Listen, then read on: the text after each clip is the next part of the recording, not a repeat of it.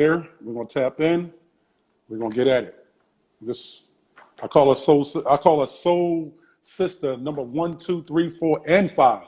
How are you, sister? I'm doing good. I'm I rushing know, I and know, I know, I running. know, I know you are pulling from every. Listen, It's, I'm not gonna take a lot of your time. it's I'm not gonna take a okay. lot, but listen, I just want to. I want you to share. I want you to share that brilliance that you have in you with my brothers and sisters. I don't prefer to them as my followers or my fans. None of that. They're our brothers and sisters. And you got information, right? Of course, historically we had men running the gamut, but I know for a fact I'm saying they're ready for you. And I'm just telling you, I just whatever you need from your big brother down here in Philly, I'm supporting you. Thank I'm you. supporting you. I'm I supporting you. You got the voice. I You got the appreciate mindset. that. So I just talk to the people. Just talk to the people. Just tell them, what do we need to know? What do we need to be doing? What does this world need? How we need to move forward? Now we got the attention. What do we do?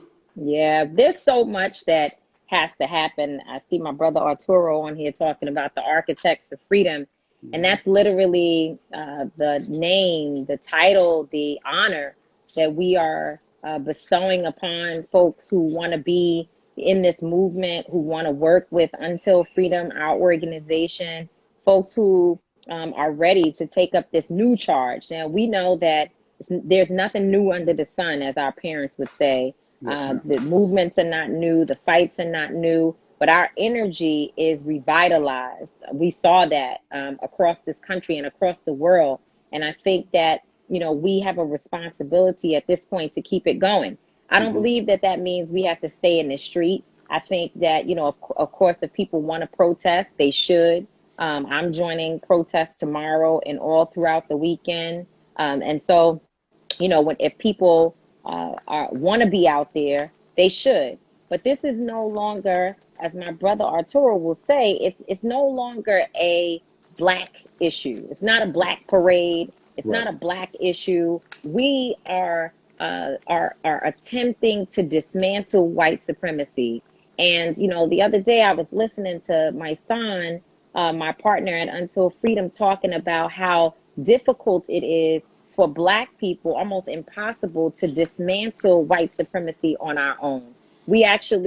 White people have to work on it, and they have to dismantle it because it's a system that was created by them and by their ancestors. And Yes. so to see so many white people hitting the street, being out there, being, in the movement with us, sometimes even more white folks than us are out there, which is okay because we tired, It's we been looking like bruised, that. we It's been beat looking it. like that. It has Yeah, been looking but like that. we've been through enough.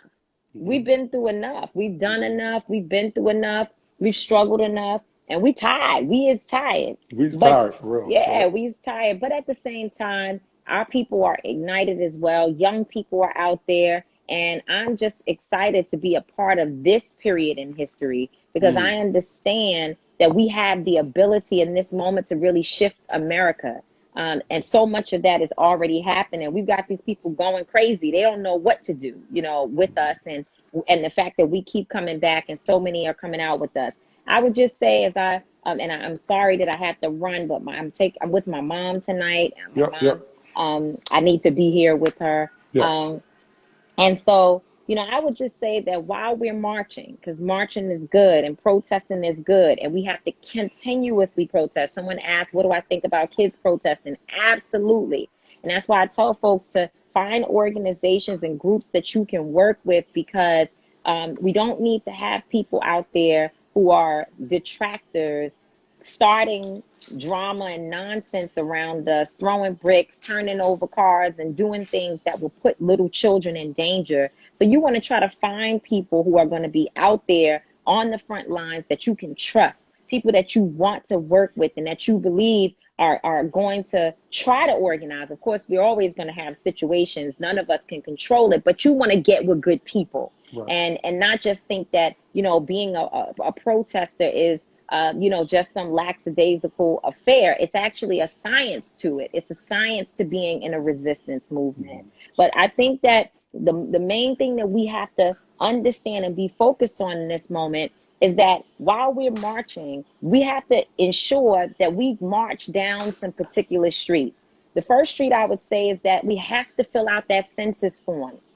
We've got to fill out the census. We've got to be counted. As this country is browning, and the country, the nation is becoming more brown, which has some white folks losing their mind, particularly the power structure. We have to know who we are, where we are. We have to be counted in order for us to get the resources, because if the country is more brown than white, then hey, the resources should actually be with the majority. And we know that that is where we're going. So at this point, we've got to be counted so that we can continue to say and be able to make the case that we need resources in our community. And then as we are marching down the Census Street, we got to make that right turn on voter registration street. We got to make sure that after 100,000 people have died at the hands of an incompetent administration, that and knowing that disproportionately it impacted elderly people and Black and brown people, that means that the most secure voting base in America has been hurt. And that is older people. Older people are the most secure voting bloc in America. And so to know that they've been impacted in this, in this time period, some folks are not going to want to even show up at the polls. Absolutely. Some older folks, they're going to be nervous about that. So we got to get them their absentee ballots. We got to make sure that they're registered to vote, and not that they're registered to vote, because most of them are, but we should check anyway.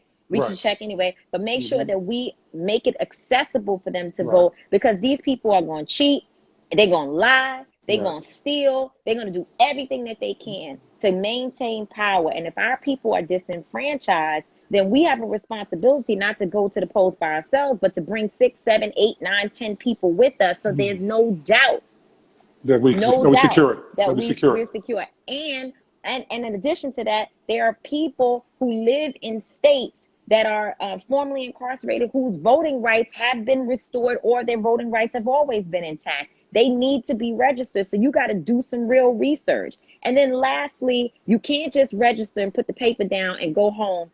You got to actually show up at the polls. So it can't be too cold, too icy, the snowstorm, the I don't feel well, I don't like Joe Biden, all these different things. I don't like Donald Trump. We got all these reasons. We have to show up at the polls. No matter which way you vote, I know which way I'm going, but I can't tell other people what to do except to say that no matter what you're going to do, staying at home, complaining, and maybe even just marching. Like, I don't want a marcher or a person that just marches. I need you to march your way all the way to our freedom. The voting poll. And to the voting polls. The voting polls is a part of it. It's not the full solution, but it's a part of it. Right. So much love to you all. Yes, Thank you. I saw some people saying happy birthday. One last question. One last question. How difficult of a position is the state attorney in this case? How difficult do you think he's? How difficult being a Black man?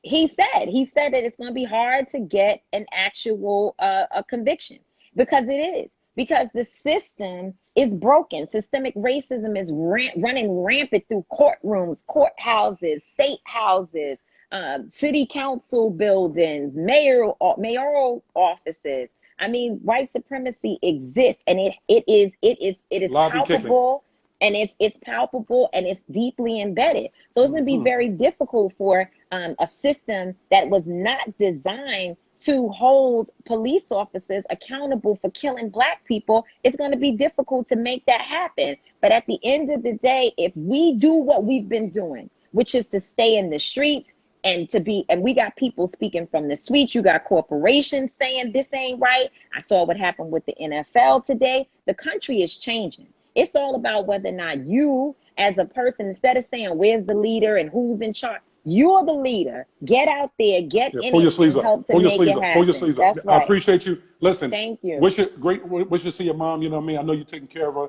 You know what I mean. My prayers, definitely. But again, whatever you need from me, you got me.